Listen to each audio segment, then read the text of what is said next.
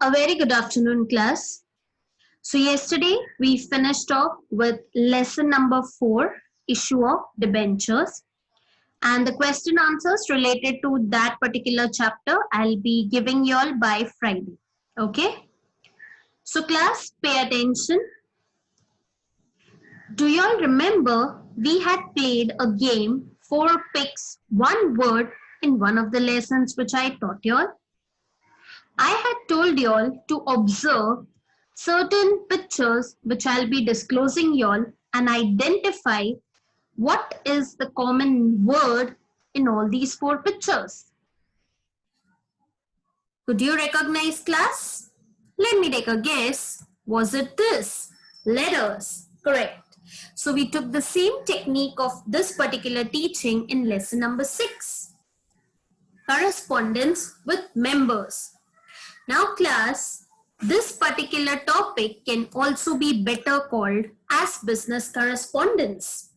So business correspondence means the exchange of information in a written format for the process of business activities. It can take place between organizations, within organizations, or between customers and the organization. The correspondence is generally of widely accepted formats that are followed universally, and one such type of correspondence is writing letters. So class, today we are starting with another chapter of our syllabus, that is lesson number 7, correspondence with debenture holders. Yesterday only we winded off with lesson number 4, issue of debentures. So the topic is very well fresh in your mind and you must have understood by now who are the debenture holders, who are the debenture trustees, when should a company appoint a debenture trustee, and so on. So all this topic we have covered recently in the 4th chapter. And that is why I'm taking this chapter so you can connect and see how a secretary corresponds or write letters and informs the debenture holders of the company regarding any matters related to the company. So we begin with the chapter class, Introduction. Now, as you all know, the company raises its capital or collect funds for carrying out its business activities by 2 types of capital, that is equity or owned capital or share capital you can say, and the next is the debt or the borrowed capital. So basically class, when the company issues shares, it is basically the equity capital, which is the owned capital of the company. But when the company issues debentures, then it is a borrowed capital. Debenture is an acknowledgement of a debt, as we saw. Debenture holder is a creditor of the company. Investment in debentures is considered as safe and secured in comparison to the share capital of the company. Issued for a specific period with fixed rate of return as return on investment, debentures are considered as a better option over shares or share capital of the company, because the debentures are issued, as we saw, for a long-term period, but yes, for a specific period, and you will have a fixed rate of return as your ROI, that is return on investment. Secretary has to be very careful and cautious while corresponding with the DHs. Notice DHs, the debenture holders. So whatever information the secretary is passing to the debenture holder, he or she has to be very careful and cautious about it. The debenture certificate should be issued, as we saw, within 6 months from the date of allotment of debentures, and the company cannot issue the debentures to more than 500 people unless and until it appoints the DTs, that is the debenture trustees. So if the company is getting applications and they are above 500, So basically, the company first has to appoint the debenture trustee who will be looking after all the entire procedure, and then only the company can move forward by issuing the debentures to those particular people. So all these things, class, we have studied in the previous chapter, and that is why it is covered under the introduction part. Now, there are certain precautions to be taken by the secretary while corresponding with the debenture holders. The following points should be kept in mind by the secretary while corresponding with the debenture holders of the company. So let us see what are the precautions and what are those things the secretary that should keep in mind. The very first point comes is correct information. So the secretary should provide correct and factual information to the debenture holders.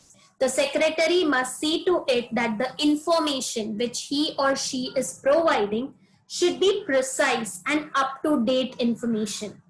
The information must be based on facts and it should be true.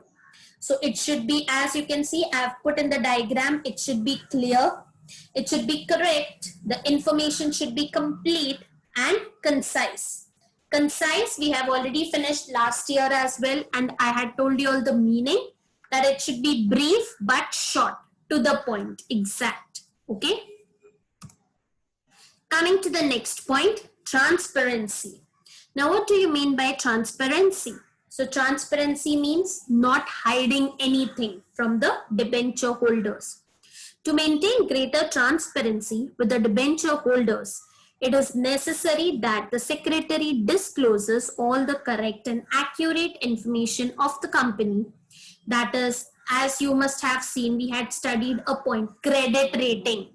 तो अगर आपके company को अच्छा score नहीं दिया गया है by the credit rating agencies, you should disclose that to your debenture holders because they have the right to know that what credit rating has been given to your company.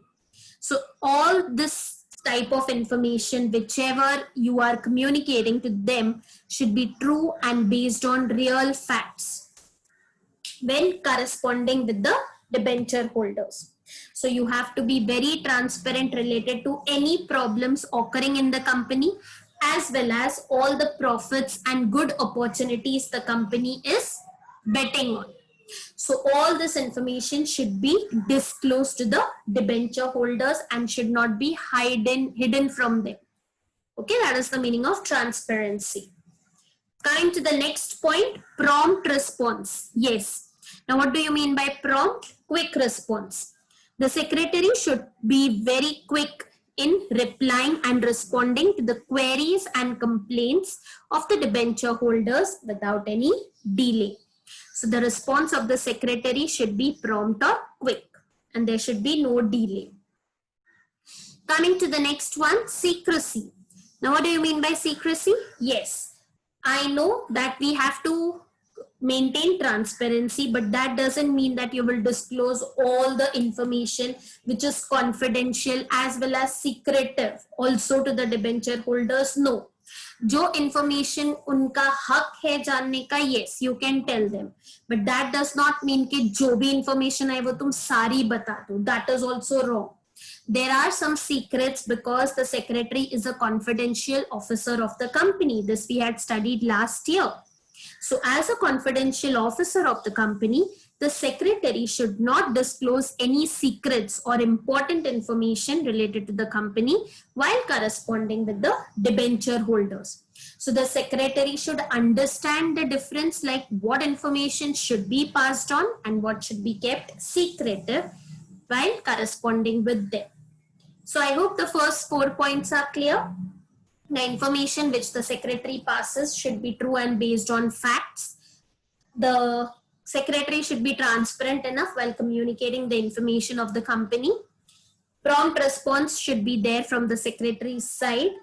And at the same time, he or she has to maintain the secrecy also of the company. Legal matters or legal provisions. Now class, if you remember, we started lesson number 4 with this particular topic. Provisions related to issue of debentures, And you all remember the diagram we studied related to Companies Act 2013, then related to Companies Share Capital and Debenture Regulations 2014.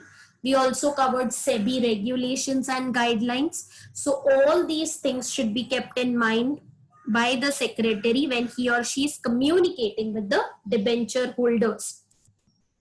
The secretary should follow the statutory provisions of the Companies Act 2013 and other relevant laws while corresponding with the debenture holders.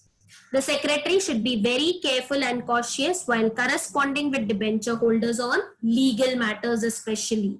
So he or she must keep in mind that whatever you're dealing with, it comes under legal provisions, and be very careful.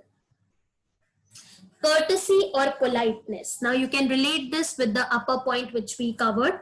You are being very rude to the creditors of the company, it won't work out because they will take out the money and then you will suffer. So being the creditors of the company, due respect should be given to the debenture holders by the secretary in corresponding or communication. The tone of the language which is used in the letter should be very courteous, should be polite. Rude and harsh language should be strictly avoided. So using words like please, thank you, this shows that the secretary is being courteous or polite while writing letters. Next is conciseness. So as I told you, we covered in the start only what is the meaning of conciseness. That is, you are telling in brief but to the point and shortcut. It is very precise. मतलब एक line पढ़ लिया तो समझ जाएगा अच्छा what the person is trying to tell. So the letter to the debenture holders should be concise, that is brief, short and to the point. Unnecessary, irrelevant information should be avoided. Grammatical errors, writing capital letters in between, all such silly things should be avoided. It should be brief but not of 10 pages. एक page but to the point, एक line पढ़ के अच्छा 2-3 line पढ़ने से समझ में आना चाहिए किस बारे में लेटर लिखा गया है. Coming to the last point, image of the company or goodwill of the company. While corresponding with the debenture holders, the secretary should always keep in mind that he or she should always try to maintain the goodwill and create a good image of the company in the minds of the debenture holders. Not for a second the debenture holder should get a negative image about the reputation, goodwill or image of the company. So it is in the hands of the secretary, because it is the secretary who represents the company to the debenture holders, because he or she is responsible for communicating all the information of the company to them. So you can say he or she is the face of the company who is talking to the debenture holders and on whom the debenture holders trusts and believes. So always the secretary should try to maintain good image of the company in the minds of the debenture holders. So I hope these 8 points are clear, what all precautions the secretary should take. Kind of similar points are there whenever we study correspondence. This we have already seen last year. These are very general points which you have to keep in mind. Now we'll be seeing what are the circumstances under which a secretary has to enter into correspondence with the members, that is the debenture holders. Okay. So let us see. This you all know, that is the specimen letters. So in this again we'll be studying about 4 specimen letters. The very first letter is you are informing the participant about the allotment of debentures. The second letter deals with informing about payment of interest, which is done in 2 forms, that is physical form, that is interest warrant, and second is the electronic payment of interest, as we saw in lesson number 6. Then you have a letter related to conversion of debentures in equity shares. So related to that, the secretary is writing the letter. And the last one is letter regarding redemption of debentures. So class, no need to worry, because all these type of letters will be starting from tomorrow onwards. So we'll cover the specimen letters one by one as we did in lesson number 6. The format remains the same. You have to practice all the letters 2 to 3 times daily so that you don't get confused. There are 3 lessons related to letter writing. So almost 12 letters you have to be thorough with, because you can score very good marks if you write the letters properly. So class, from tomorrow onwards, we'll be seeing all these 4 letters one by one, topic wise. So till then, take care and thank you so much for listening to me. Keep studying, keep revising, and stay safe and stay healthy. Okay, so we stop here for today.